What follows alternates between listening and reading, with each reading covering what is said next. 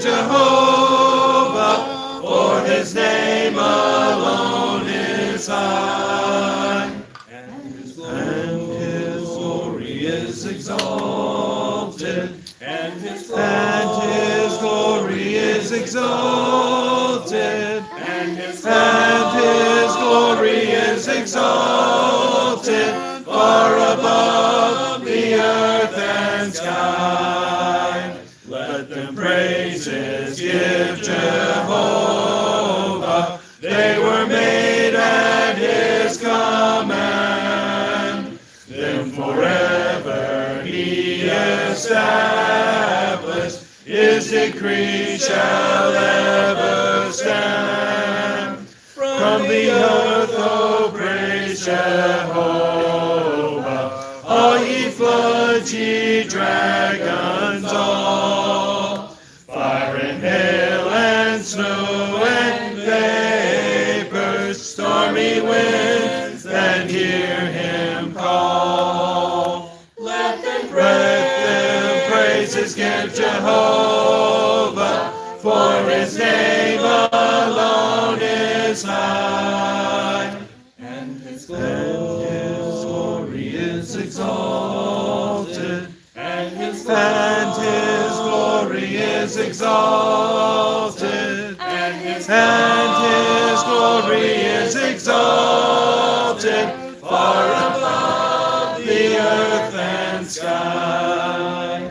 All ye fruitful trees and cedars, all ye hills and mountains high, creeping things and beasts and cattle, birds that in the heavens fly, kings of earth and all ye people, princes, greaters, judges all. Praise his name, young men and maidens, aged men and children small. Let them praises give Jehovah, for his name alone is high.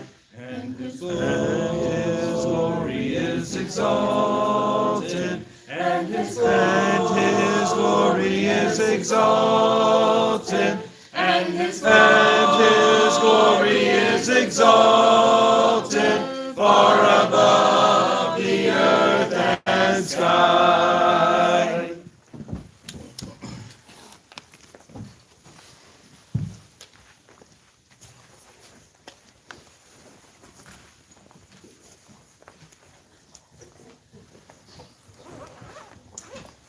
All right, if you would turn to Matthew chapter 24. Matthew chapter 24, we've been looking at the teaching in the book of Matthew in the week leading up to the crucifixion. And we'll continue in that passage this morning. Matthew chapter 24. What we notice is that the Lord's judgment was pronounced against those who rejected him. In the final week leading up to the crucifixion, Matthew records the efforts of various parties of the Jews in Jerusalem who attempted to verbally entangle and entrap Jesus in his words as he was teaching at the temple, and they failed in those attempts in succession. Following this, Jesus goes on to publicly rebuke the scribes and the Pharisees in chapter 23 in front of his disciples and the multitudes. And eventually, he says of Jerusalem in Matthew 23 and verse 38, "Your house is left to you desolate." Should these people who have openly rejected the Son of God, should they be allowed to just go on worshiping God as they had for centuries at this temple, as though they are still the faithful people of God? No, that won't be allowed. That will not be allowed by the just judge. All of that will come to an end. And so we want to consider this judgment the Lord pronounces and sets forth in Matthew chapter 24, the desolation of Jerusalem and its temple is what is under discussion here in this Mount of Olives discourse, as it's often called. This section of Scripture, as you well know, is one of the most misunderstood and misapplied passages in the New Testament. Contrary to what many people assume, the second coming of Christ is not the primary focus of this chapter. Instead, what we find at the beginning of Matthew chapter 24 is that when the disciples showed Jesus the buildings of the temple, Jesus responded to that in verse 2, saying, "Do you not see all these things? Assuredly I say to you, not one stone shall be left here upon another that shall not be thrown down." Now, following that, we have the disciples coming to him privately on the Mount of Olives and saying in verse 3, "Tell us, when will these things be, and what will be the sign of your coming and of the end of the age?" Now, in the first part of this passage, in the verses that follow these questions, the Lord makes it clear that the temple in Jerusalem would come to an end. That's what he's already told them here at the beginning of the chapter. That's what he's emphasizing here. We want to notice what he goes on to say in this passage regarding the judgment that he will bring upon Jerusalem and upon that temple and upon these people. And so what we have as we continue in this passage is a warning that he gives. There's a warning here, and a warning in particular for the faithful to flee in the tribulation that will come upon Jerusalem in those days. To this point, the Lord has already indicated that there would be certain signs preceding the end of the temple in Jerusalem. And he talks about that in verses 13 and 14 here, as he says, "He who endures to the end shall be saved. And this gospel of the kingdom will be preached in all the world as a witness to all the nations, and then the end will come." The end that he's been talking about, when the temple will be thrown down. But now he spells it out for them more clearly as we continue in the passage, as he says this in the next couple of verses, in verses 15 and 16. "Therefore, when you see the abomination of desolation spoken of by Daniel the prophet standing in the holy place," whoever reads, let him understand, "then let those who are in Judea flee to the mountains." Now, we might wonder, well, what is he talking about there? Abomination of desolation and seeing this. Well, if we quickly flip over to Luke's account, in Luke chapter 21, he gives a little bit more explanation of what that means. In Luke 21 and verse 20, he puts it this way, "But when you see Jerusalem surrounded by armies, then know that its desolation is near." So that cross-reference in Luke helps us to understand what the Lord means by this abomination of desolation spoken of by Daniel. Back in Daniel's time, when Daniel prophesied during that, of what would happen during that intertestamental period, as we sometimes call it, during the days of the Greek Empire, the pagan, idolatrous Gentile armies would invade and surround Jerusalem and its temple. Well, so it would be during the days of the Roman Empire as well. Jerusalem would be surrounded by these Gentile armies. And that's what would happen. The Roman armies would encamp around Jerusalem and encircle Jerusalem, and this would play out in intervals. First, under Cestius Gallus in 66 AD, they surrounded the city, then he withdrew. And then again, Vespasian led the army to surround Jerusalem in 68, but didn't conquer the city at that time. But then his son Titus then came and surrounded the city again in AD 70. And so what the Lord is warning of here is that when you see this kind of thing happening, you know the end is very near. When these signs leading up to the destruction of Jerusalem would be seen, the Lord says, let those who are in Judea flee to the mountains, in verse 16. And then as we continue on, let him who's on the housetop not go down to take anything out of his house. Let him who is in the field not go back to get his clothes. Now notice, this is not the final judgment, an end of the world from which no one can flee. Instead, here is a series of events that are going to unfold in history from which the faithful would be able to flee. But it wouldn't be easy. It wouldn't be easy. He goes on to say in verses 19 and 20, but woe to those who are pregnant and to those who are nursing babies in those days, and pray that your flight may not be in winter or on the Sabbath. Certain physical conditions of the day would make escape even more difficult, as the coming destruction would bring chaos and devastation to the region. But those who trusted the Lord's word here, they would know what to look for. Preceding the destruction, they would have an opportunity, seeing these things coming, they would have an opportunity to escape this judgment that would be brought on Jerusalem. And those who heeded his warnings would have been able to escape during one of those breaks in the Roman occupation. And sure enough, according to the 4th century church historian Eusebius, having heeded these warnings, the Christians in and around Jerusalem at that time, they fled to, he says, a certain town beyond the Jordan called Pella. And so those who heeded the Lord's word saw what was coming, and they got out. They got out. But the tribulation would be great, as Christ goes on to talk about.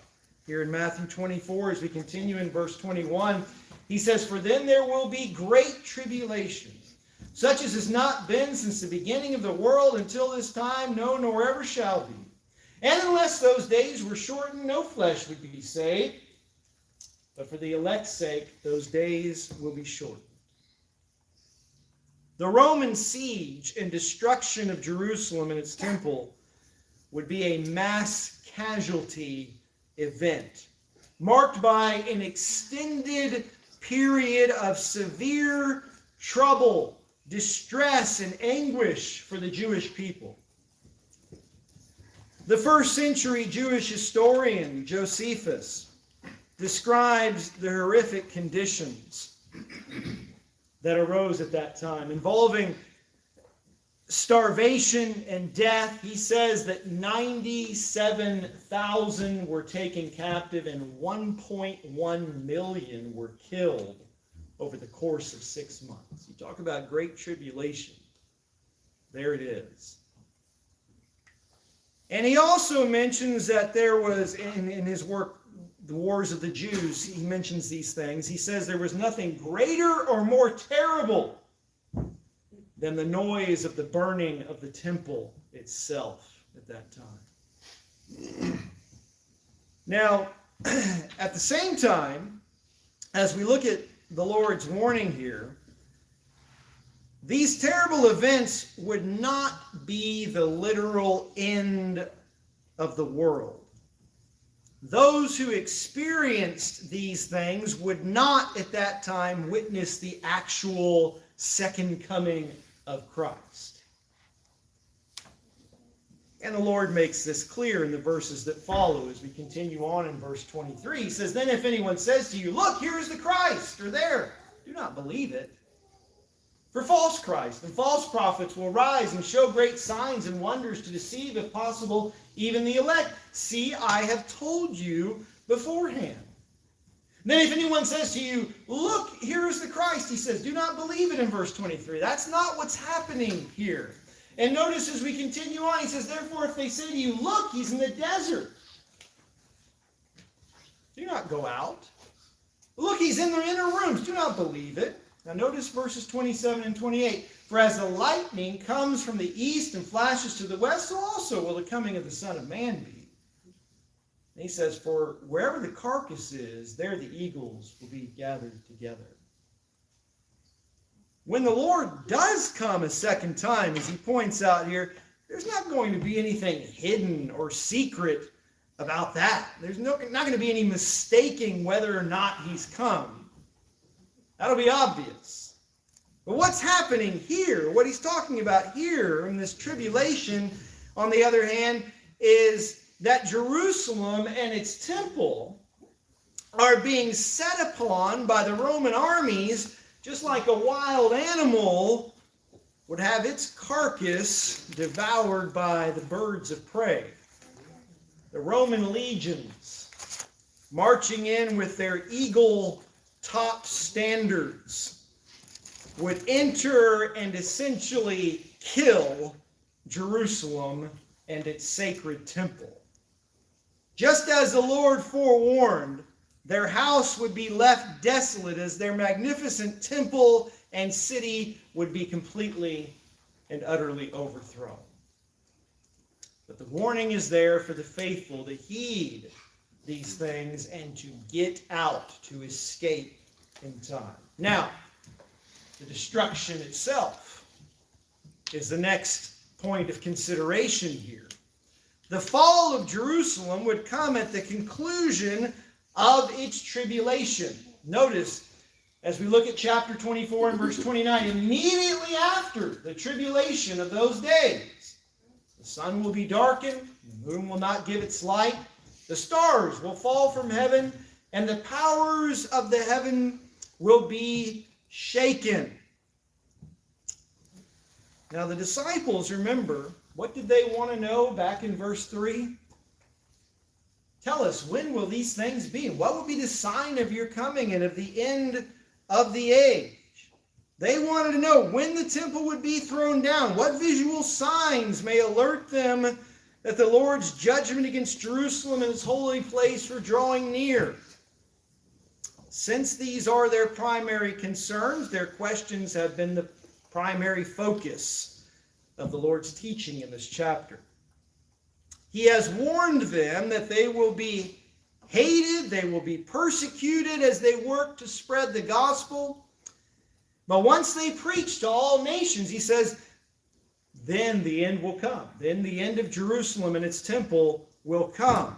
And he's warned them that the final approach of the destruction of Jerusalem and its temple would be marked by this period of tremendous trouble and distress in Judea. Now he goes on to tell them that the actual fall of Jerusalem and the end of the temple would take place when? Immediately after the tribulation of those days. Verse 29. The fall of Jerusalem would be earth-shattering. In describing the actual destruction of Jerusalem here and the end of the temple, what it looks like is that the Lord is employing the apocalyptic style so often used by the Old Testament prophets as they would foretell cataclysmic judgments that God would bring on nations through history. He says here, as we continue in verses 30 and 31, then the sign of the Son of Man will appear in heaven. Then all the tribes of the earth will mourn. They will see the Son of Man coming on the clouds of heaven with power and great glory, and he will send his angels with the great sound of a trumpet, and they will gather together his elect from the four winds, from one end of heaven to the other. You might look at that and say, well, that's the second coming. That's the final judgment. I mean, he talked about in verse 29 the sun being darkened and the moon not giving its light and the stars falling from heaven and the powers of the heaven being shaken and all these things. But remember, this is immediately after the tribulation of those days. This is the description of the fall of Jerusalem in that prophetic language. This is not a description of the second coming. This is not the parousia of Christ. That's not the terminology that's used here. This is the judgment against those who have rejected the Christ. The point is not that he would literally and personally return at that time, as he's already pointed out, but that his presence would be felt. His presence would be felt in the devastating judgment and destruction that he would bring upon Jerusalem and its temple. The fall of a nation being described in these terms is not something unique just to Matthew 24. We don't have time, unfortunately, to look at all these passages this morning, but if you go back to Isaiah 13, you go back to Isaiah 19, Isaiah 27, look at some things that are said in Ezekiel 32. This is the way the prophets spoke of the fall of nations, describing that in terms of these major cosmic disturbances, including even the imagery of the Lord riding in on a cloud in judgment. All of that would be very familiar to those who knew the prophets, like these disciples. When we look at Isaiah's description of the Lord's judgment against Babylon and against Egypt, things that have already happened in the past, the language is very, very similar to the kind of language Jesus uses here in talking about Jerusalem being overthrown. He will put an end to the temple. He will bring an end to the priesthood. He will bring an end to the practices of the old covenant centered there once and for all. All of that would be over. And even so, his gospel message would continue to be heralded forth as his people would be gathered to him in his body. And that's what we see as we look there in Matthew 24 in verses 30 and 31. All of that in Jerusalem with the temple and all of those things would be brought to an end, but his elect would be gathered to him. The gospel would go forth and go on, and his people would be brought to him in his body. All right, one more thing as we wrap up this morning. What about the timing of all this? Disciples would be able to see the end of Jerusalem's temple drawing near. As Jesus answers their questions regarding these events and the signs that would precede the end of the temple, he offers a definite time frame for these things. Notice, after describing all of this at length, he says, as we look at verses 32 and 33, now learn this parable from the fig tree. When its branch has already become tender and puts forth leaves, you know that summer is near. So you also, when you see all these things, know that it is near at the doors. By heeding his words, they would be able to anticipate the arrival of the end of Jerusalem's temple, just as surely as they could anticipate the change of seasons by looking at the fruit trees in their midst. Right? We know, it's fall. Look, the leaves are starting to change. And you can see that kind of thing coming. You can anticipate it.